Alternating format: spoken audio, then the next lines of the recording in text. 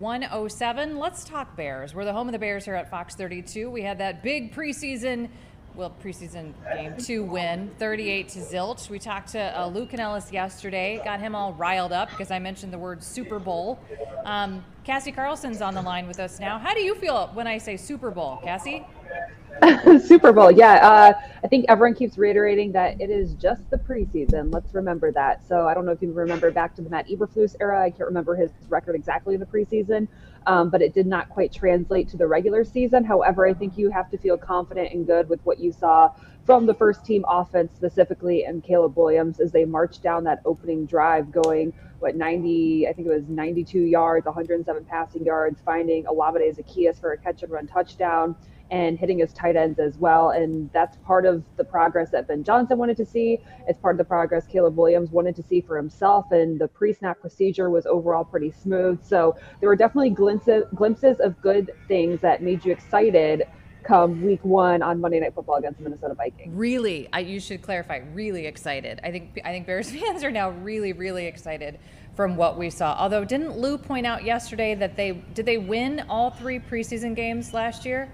Is that right? Yes. Yeah, that's why I'm saying you don't want to read into it too much. But I do think there were a lot of positive signs. And one of the signs, too, is just how Ben Johnson is so relentless. Doesn't matter where you are at the game or what the score is. He wants to put up so many points against opposing teams. So a lot of it was really positive in that sense, too. Just that the competitive nature of the head coach, that you saw the intensity. It's never good enough. It's never enough points. And I think that is what the identity of this team is going to be, hopefully, in this season. How does it feel? How does this season, you're so much more in tune with all of this, obviously. We feel like we are as fans, but you're so connected to this. How does this year, at this point, feel different with Ben Johnson than it did last year with Eberflus? Yeah, we have some conversations within the media room, just the seriousness surrounding this training camp. It's a little bit no nonsense going on right now. And a lot of times in previous years that I've been here, it's now my 4th season covering the Bears, you're in like week 4, week 5 of training camp, and there's some good stories that come out of it, some more featurey, lighthearted, feel-good stories, because there are some undrafted guys that are emerging who could potentially earn some roster spots. And I gotta say, there haven't been that many moments like that this year. And I think that's because, one, it's a good problem where you're not relying on the undrafted people or players to try and make roster spots, because they have more talented players at the top and there's not as much competition at certain positions on this roster. But it's just a different feel with Ben Johnson, and even the way practices are being operated and the way he's interacting with his players. And it goes back to day 1 when we saw him kick the first team offense out, and it goes back to last Monday where he was going at it with Caleb Williams. And then you see how Caleb Williams responded. And what Ben Johnson said after the game on Sunday night was he stacked 3 of his best practices, and those are all good signs. So I think the intensity is definitely on a different level, and I think there's almost a fear amongst players of their head coach, and I think it's a healthy fear that they want to perform for him. I was going to say that, healthy fear. I try to do that with my kiddos. Hopefully it's working. So Lou said we probably won't see Caleb again until regular season. You concur?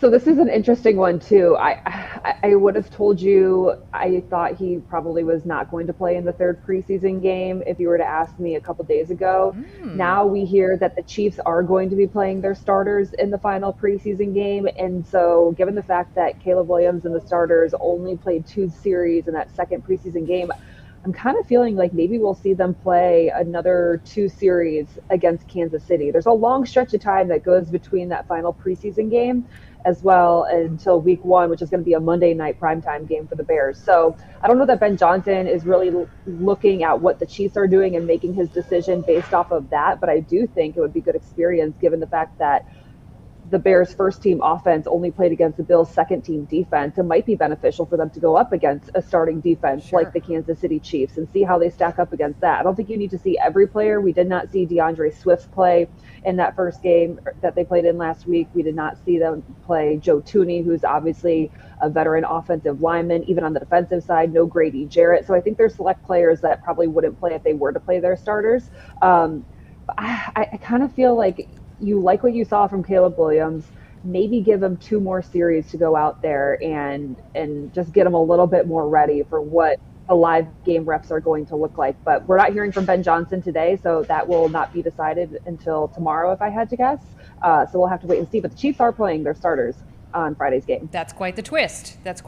Okay, so do you think, we all know how it feels for us, even winning preseason. I know it doesn't count, but does it set a certain tone, though, inside the locker room, do you think? Winning and 38 to nothing. Yeah, I definitely think so. And that's kind of what Ben Johnson said about the first preseason game when it ended in a tie. Like you said, you could always that I hear something. It's hard to tell, Engage, what the mood of the locker room is rumbling. like. It's noise.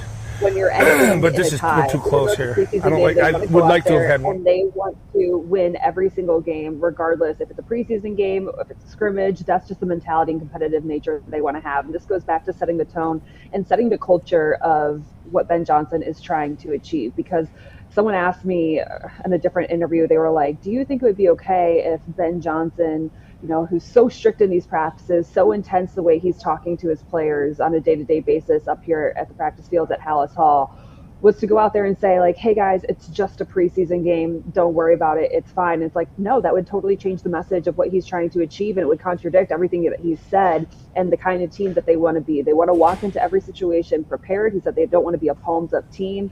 They are still working out some kinks in this offense and some of those pre-snap penalties that have showed up consistently in practice. And although they didn't necessarily show up in the game on Sunday night, they still want to make sure that is all ironed out before the season starts on Monday. So I just think the messaging of always going out there, never putting up too many points. I think it was maybe one of his first press conferences, and I can't remember the exact quote, but he said they want to basically embarrass the other teams, and they will not stop putting their foot on the gas on offense especially. And that's part of what made Ben Johnson successful in Detroit and leading one of the top scoring offenses in the league, and what made him the hottest candidate in the head coaching cycle this past offseason, and why the Bears wanted to bring him in. And I think the players respect that, especially given the fact that he has a resume that backs it up.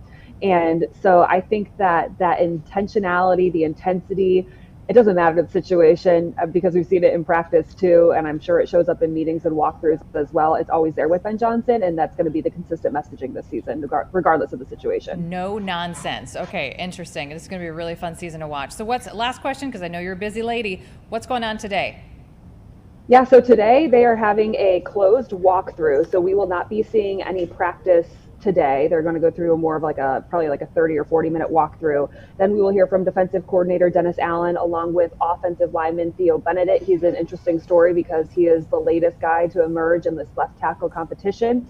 He is, they found him from Canada last year. He went through an injury, so did not play last year, but they like the consistency they are seeing and his improvement. And so he is someone that really went from not being named in the conversation for a starting left tackle, and then we saw him get some more reps with the ones in practice. We saw him run with the twos at left tackle in the game on Sunday. So it's going to be interesting to hear his perspective on how he believes he's earned that right to be in the competition. And then we're also hearing from rookie Ruben Hippolyte. He's a linebacker known for his speed. And they have Tremaine Edmonds.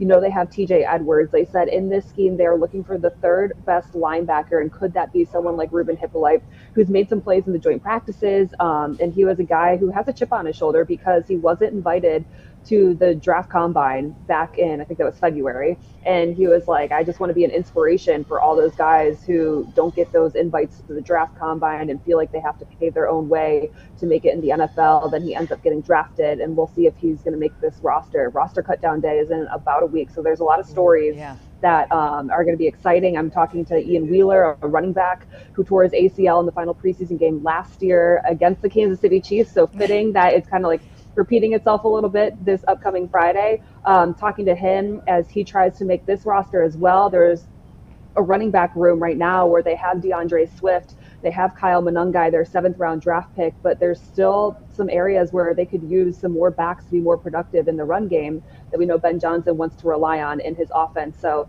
talking to him today as well. So it should be a fun packed day.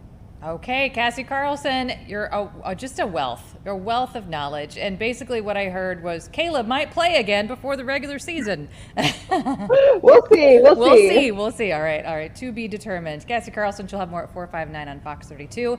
It's 116 coming up on 117. We'll be right back.